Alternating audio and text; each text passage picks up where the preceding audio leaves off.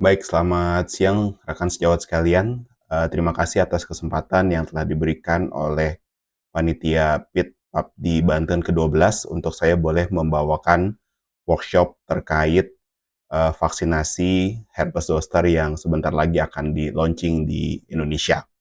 Jadi, rekan sejawat sekalian, sebelum kita memulai membahas mengenai vaksinasi herpes zoster, tentu ada baiknya kita berbicara mengenai apakah herpes zoster itu.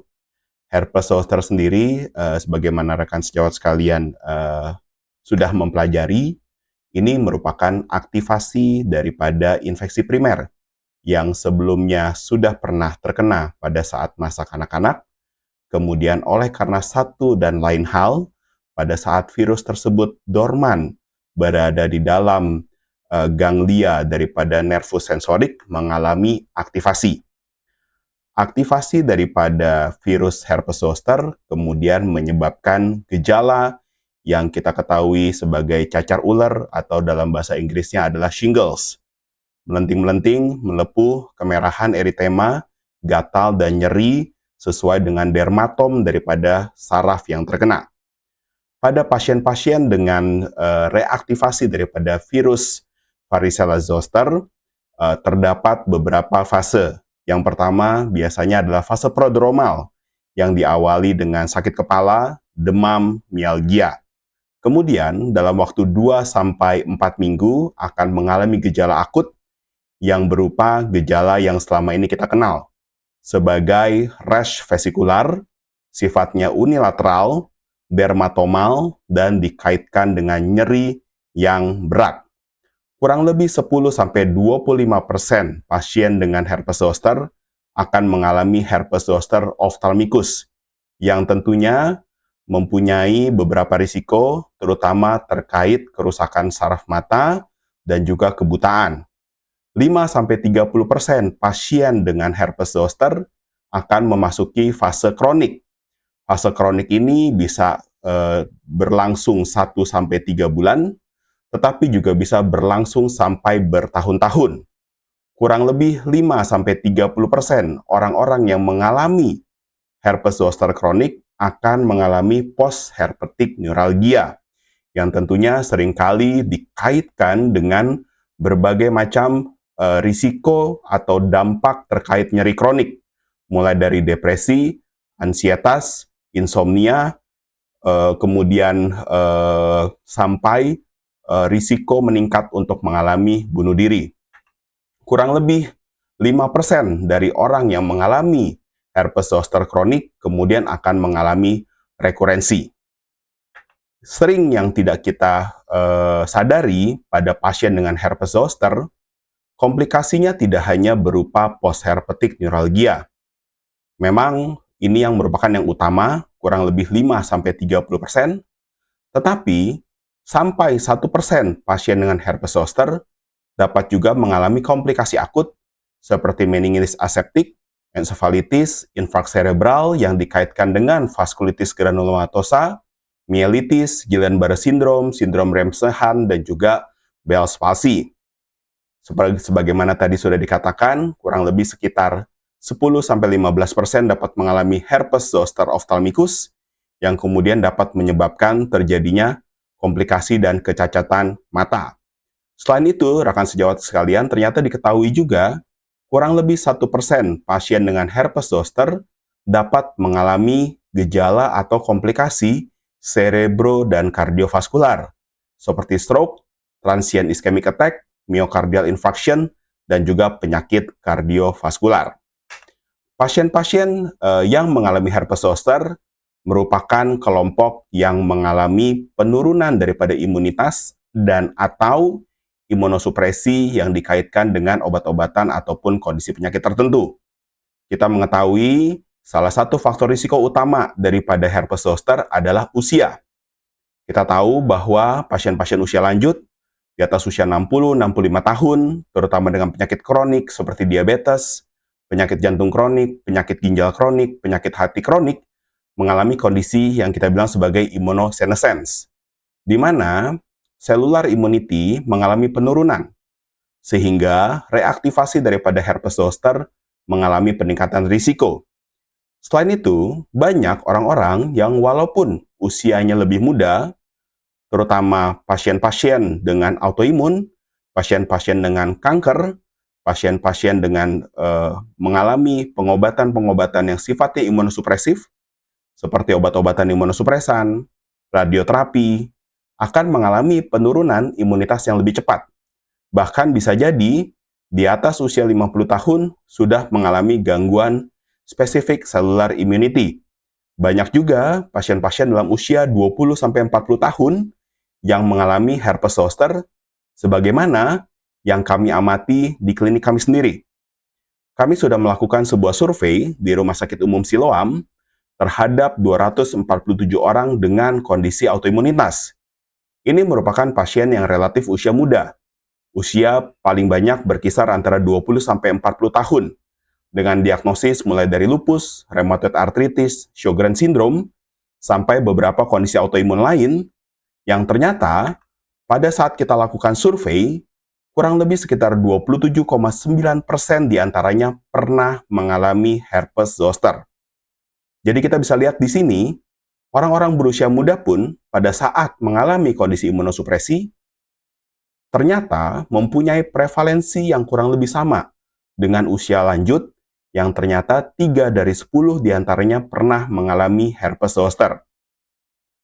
Yang menjadi kekhawatiran kami adalah pada saat dilakukan evaluasi lebih lanjut, ternyata 10% dari orang yang mengalami herpes zoster pernah mengalami rawat inap. 23,2% diantaranya sampai saat ini masih mengalami nyeri neuropatik, dengan nyeri berkisar faz rata-rata adalah 6,125, dan 87,5% diantaranya mengalami gangguan tidur, mengalami gangguan aktivitas hidup sehari-hari, 93,7% diantaranya mengalami penurunan drastis dari kualitas hidup, 62,5% diantaranya mengalami gejala terkait depresi, dan 75% diantaranya mengalami ansietas. Jadi sobat sejawat sekalian, kita bisa melihat bahwa banyak dampak yang dialami oleh pasien-pasien yang mengalami herpes zoster. Namun sayangnya, sampai saat ini, pilihan terapi untuk herpes zoster masih terbatas. Kita tahu banyak pasien yang datang terlambat. Seharusnya pengobatan antiviral sudah dimulai dari paling lambat 72 jam setelah onset daripada ruam itu muncul. Baru antiviral mempunyai efektivitas yang cukup baik untuk menurunkan risiko komplikasi terkait herpes zoster. Namun ternyata demikian, saat dilakukan evaluasi, obat-obatan antiviral oral seperti aciclovir tidak menurunkan risiko secara signifikan. Selain itu, tata laksana nyeri pada pasien dengan herpes zoster seperti analgetik, antiinflamasi, trisiklik antidepresan, obat-obatan topikal maupun opioid, seringkali dibutuhkan obat-obatan multiple dengan komplikasi meningkat dan juga ternyata efeknya terbatas. Sehingga dilihat hanya 14% pasien dengan post-herpetic neuralgia yang puas dengan pengobatan yang didapatkan. Sehingga satu-satunya pilihan yang viabel untuk pasien dengan risiko meningkat mengalami herpes zoster adalah pencegahan. Vaksinasi dengan vaksin zoster rekombinan mempunyai dua keuntungan. Yang pertama adalah mengatasi tantangan terkait populasi spesifik, yaitu meningkatkan respons imun, terutama pada pasien usia lebih lanjut, dan juga saat ini karena vaksinnya adalah vaksin rekombinan, vaksin inactivated bisa kita berikan pada pasien-pasien imunokompromis. Selain itu, vaksin herpes zoster rekombinan ternyata juga menunjukkan respons antibodi jangka panjang. Hasil penelitian selama lebih dari 10 tahun menunjukkan proteksi yang kurang lebih tetap stabil. Jadi coba kita kenali dulu saat ini apa saja komposisi daripada vaksin herpes zoster rekombinan. Pada dasarnya dibagi menjadi dua. Yang pertama adalah antigen yang berupa glikoprotein E daripada spike protein virus herpes zoster. dan juga diberikan adjuvan, yaitu berupa liposom yang tujuannya adalah untuk meningkatkan respons imunitas spesifik terhadap virus zoster itu sendiri. Kenapa diperlukan adjuvan? Karena kalau misalnya kita lihat, ini sebagai contoh dari vaksin HPV, vaksin yang diberikan tanpa adanya adjuvan, ternyata respons imunitasnya tidak sebaik vaksin yang menggunakan adjuvan. Baik respons imun pertama kali pada saat terbentuk, maupun respons imun jangka panjang. Kita lihat dari penelitian ZOE 50 dan ZOE 70, di randomize pada pasien-pasien berusia di atas usia 50 tahun dan juga di atas 70 tahun. Ini penelitian besar dengan subjek 16.000 lebih dan 14.000 lebih. Dibandingkan efikasi vaksin terhadap post-herpetic neuralgia di atas usia 70 tahun dan vaksin efikasi herpes zoster terhadap individu di atas usia 70 tahun. Kita bisa melihat bahwa baik di atas usia 50 tahun maupun di atas usia 70 tahun, vaksin efikasi untuk herpes zoster lebih daripada 90%.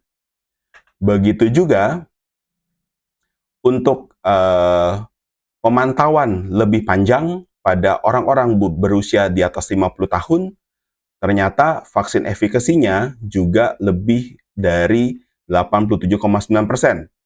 87,9%, 84,7%, 92%, dan juga 97,6%. Yang menariknya, pada saat kita lihat apakah ada komplikasi terkait penurunan risiko daripada post-herpetic neuralgia, kita bisa melihat bahwa penurunan risiko post-herpetic neuralgia pada individu yang menerima vaksin itu menurun lebih dari 88%. Untuk usia di atas 70 tahun, 88%. Untuk usia di atas 50 tahun, 91%. Dan untuk komplikasi lain juga menurun secara signifikan, 92 dan 94%. Jadi kita bisa melihat bahwa baik untuk pencegahan terjadinya herpes zoster maupun pencegahan terjadinya post-herpetic neuralgia, vaksin rekombinan herpes zoster memberikan respons yang sangat baik. Jadi, kita bisa melihat bahwa efikasi vaksin untuk herpes zoster rekombinan di atas usia 50 tahun lebih dari 90%. Untuk tahun keempat pasca vaksinasi inisial pada individu berusia di atas 70 tahun adalah 87,9%, dan proteksi terhadap post-herpetic neuralgia untuk di atas 70 tahun adalah 88,9%, dan untuk di atas usia 50 tahun adalah 91,2%. Begitu juga ternyata melindungi terhadap komplikasi lain. Seperti yang dikatakan tadi, selain post-herpetic neuralgia, adalah herpes zoster ophthalmicus, adalah juga komplikasi terkait kardio dan cerebrovaskular. Nah, bagaimana efek samping?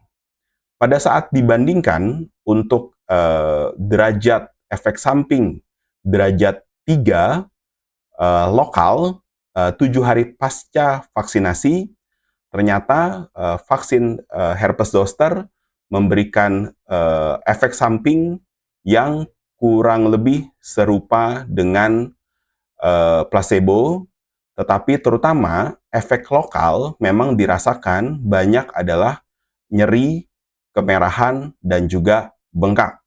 Ini merupakan suatu hal yang diperkirakan sebelumnya oleh karena efek daripada adjuvan itu sendiri, yang merupakan memang efek penting yang diperlukan untuk menimbulkan respons inflamasi yang baik. Selain itu, bagaimana untuk efek samping sistemik, seperti kelelahan, demam, keluhan gastrointestinal, sakit kepala, mialgia, dan juga menggigil, memang ditemukan jumlah yang lebih tinggi dibandingkan pada individu yang menerima vaksin herpes zoster rekombinan ini. Namun yang lebih penting adalah kita pantau bagaimana efek terkait severe adverse events, kematian, ataupun permasalahan terkait immune-mediated disease, seperti munculnya kondisi autoimun dan lain sebagainya. Ternyata, pada individu yang mendapatkan vaksin herpes zoster maupun placebo, severe adverse event-nya serupa. Begitu juga untuk severe adverse event yang sifatnya fatal dan juga immune-mediated disease. Jadi kita bisa melihat di sini tidak terjadi peningkatan risiko untuk kematian ataupun untuk immune-mediated disease terkait vaksin herpes zoster. Pemantauan jangka panjang dari populasi yang mendapatkan vaksin herpes zoster, baik di penelitian di ZOI 50, ZOI 70, dan juga zoster 049, menunjukkan efektivitas terhadap pencegahan cacar ular ataupun shingles kurang lebih 89% selama pemantauan 10 tahun. Nah, tentunya yang menjadi pertanyaan sejawat sekalian, bagaimana dengan pasien-pasien imunokompromis? Apakah vaksin herpes zoster rekombinan ini memiliki efektivitas dan profil efek samping yang serupa dengan individu tanpa kondisi gangguan imun? Nah, ini yang pada vaksin versi sebelumnya yang sifatnya adalah live attenuated yang menjadi hambatan tidak bisa diberikan. Nah, oleh karena vaksin herpes zoster ini sifatnya adalah inactivated vaksin, maka saat ini kita sudah punya banyak data terkait pasien-pasien dengan kondisi imunosupres. Mulai dari orang-orang yang menerima autologous hematopoietic stem cell transplantation, pasien-pasien dengan hematologic malignancy, pasien-pasien dengan solid tumor, maupun pada pasien-pasien dengan renal transplant. Kita lihat satu-satu. Pada pasien dengan autologous hematopoietic stem cell transplantation, kita tahu di sini merupakan populasi yang supresi daripada respons imunnya sangat berat.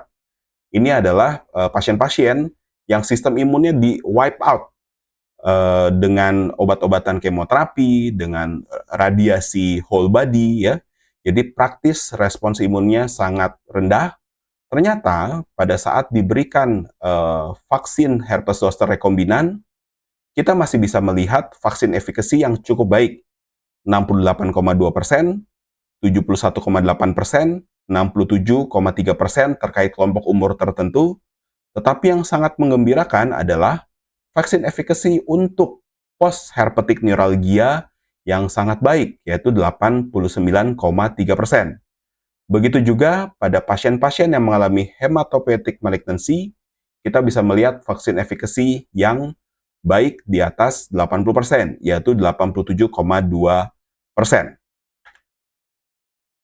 Kita juga melihat respons humoral pada pasien-pasien yang mengalami imunosupresan, baik yang mengalami autologous hematopoietic stem cell transplantation, yang mengalami hematological malignancy, dan begitu juga orang-orang yang mendapatkan renal transplantation ataupun pasien cancer, ternyata untuk humoral mediated immunity-nya tidak berbeda bermakna dengan pasien sehat usia di atas 50 tahun.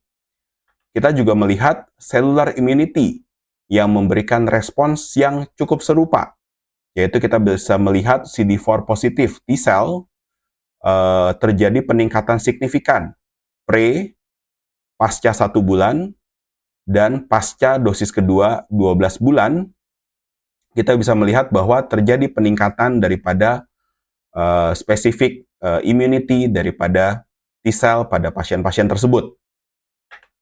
Nah, kita juga bisa melihat bahwa untuk terkait profil efek samping pada pasien-pasien yang mendapatkan vaksin herpes zoster rekombinan, untuk efek samping yang grade 3, kita tidak melihat perbedaan yang bermakna dibandingkan populasi umum.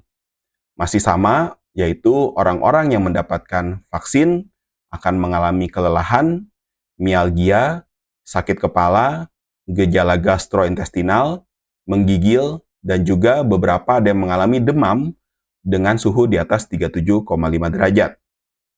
Nah, Yang penting adalah bagaimana mengenai serious adverse events. Pada saat kita lihat serious adverse event pada pasien-pasien yang mendapatkan vaksin dibandingkan dengan placebo, kita juga melihat tidak terjadi perbedaan yang bermakna. Begitu juga untuk yang mengalami fatalitas ataupun vaksin induced immunity mediated disease, kita juga tidak melihat terjadinya perbedaan antara orang yang mendapatkan vaksin maupun mendapatkan placebo. Dan ini serupa di setiap kelompok usia. Nah, sehingga bisa dilihat bahwa pada orang-orang yang mendapatkan vaksin herpes zoster rekombinan pada kelompok imunosupresan yang mengalami gangguan imunokompromis, profil reaktogenisitas daripada sistem imunnya, baik yang selular maupun yang humoral, serupa. Begitu juga untuk efek samping, severe adverse event, dan juga immune-mediated disease, relapse, disease progression, dan rejection daripada allograft tidak terjadi perbedaan yang signifikan. Efektivitas untuk kedua populasi pada autologous hematopoietic stem cell sangat baik, begitu juga pada pasien dengan hematological malignancy. Vaksin herpes zoster juga tetap memberikan respons imunogenisitas yang baik, terlepas daripada dampak usia, penyakit mendasar, obat-obatan imunosupresif, maupun imunisasi yang dilakukan sebelum, pada saat, atau sesudah pengobatan imunosupresan. Sehingga kita bisa melihat bahwa imunogenisitas dan safety data daripada vaksin herpes zoster mendukung sebuah profil risk-benefit yang baik pada pasien-pasien yang mengalami imunokompromis dan berusia di atas 18 tahun. Nah, yang jadi pertanyaan adalah bagaimana aplikasi daripada vaksin tersebut di Indonesia? Rekan sejawat sekalian, di sini kita melihat adalah rekomendasi vaksin zoster yang lama, yaitu yang dengan menggunakan vaksin live attenuated. Di akhir Juli, Satgas Imunisasi Dewasa akan mengeluarkan rekomendasi vaksinasi yang baru, yaitu vaksin herpes zoster dapat diberikan yang inactivated adalah sebanyak 2 dosis, yaitu diberikan pada setelah pemberian pertama adalah 2-6 bulan setelah dosis pertama, dan diberikan lebih cepat terutama pada pasien-pasien yang mengalami kondisi imunosupresi. Bagaimana wordingnya daripada vaksinasi 2 dosis ini, kita tunggu update dari Satgas Imunisasi Dewasa PAPDI yang akan mengeluarkan rekomendasi di akhir bulan Juli ini. Jadi berubah ya rekan sejawat sekalian, dari yang sebelumnya hanya 1 dosis menjadi 2 dosis untuk memberikan proteksi yang lebih baik. Selain itu, kita juga melihat bahwa pada pasien-pasien yang mengalami kondisi imunosupresi, maka pemberian vaksinasi dapat diberikan lebih dini dibandingkan usia di atas 50 tahun, yaitu pada pasien HIV yang sudah mendapatkan obat antiretroviral, pada pasien dengan penyakit jantung kronik, paru kronik, alkoholisme, pasien aspenia yang setelah pasca splenektomi, pasien dengan penyakit hati kronik, penyakit ginjal, dan pasien hemodialisis, pasien diabetes, dan juga petugas kesehatan. Vaksinasi herpes zoster dapat diberikan pada usia yang lebih awal, dan sekali lagi kita ulang bahwa nanti akan diberikan sebanyak 2 dosis, yaitu mulai dari berbeda 2-6 bulan dari dosis yang pertama kali diberikan. Sebagai kesimpulan, rekan sejawat sekalian, kita tahu bahwa terjadi penurunan daripada respons imunitas terkait herpes zoster, baik dari segi imunitas terhadap penyakitnya maupun respons terhadap vaksinasinya. Dan kita melihat bahwa pasien-pasien dengan imunokompromis mengalami risiko lebih cepat dibandingkan populasi umum yang biasanya terjadi pada usia di atas 60 tahun. Sehingga kita bisa melihat bahwa pada pasien-pasien dengan usia muda, kalau mengalami kondisi imunosupresi, kita sarankan untuk mendapatkan vaksinasi herpes zoster untuk mencegah terjadinya komplikasi terkait herpes zoster itu sendiri, seperti herpes zoster ophthalmicus, postherpetic neuralgia, maupun komplikasi akut. Orang dewasa tanpa penyakit kronik disarankan mendapatkan vaksinasi di atas usia 50 tahun. Namun, pada pasien-pasien dengan imunosupresan, kita dapat memberikan vaksinasi herpes zoster 2 dosis pada usia yang lebih muda. Begitu juga pada pasien-pasien dengan penyakit kronik yang tentunya mengalami respons imun yang menurun. Baik rekan sejawat sekalian, demikian presentasi saya terkait vaksinasi herpes zoster. Kita tunggu launchingnya sebentar lagi, dan mudah-mudahan ini bisa memberikan proteksi yang lebih baik pada pasien kita yang mengalami kondisi imunitas yang menurun. Terima kasih.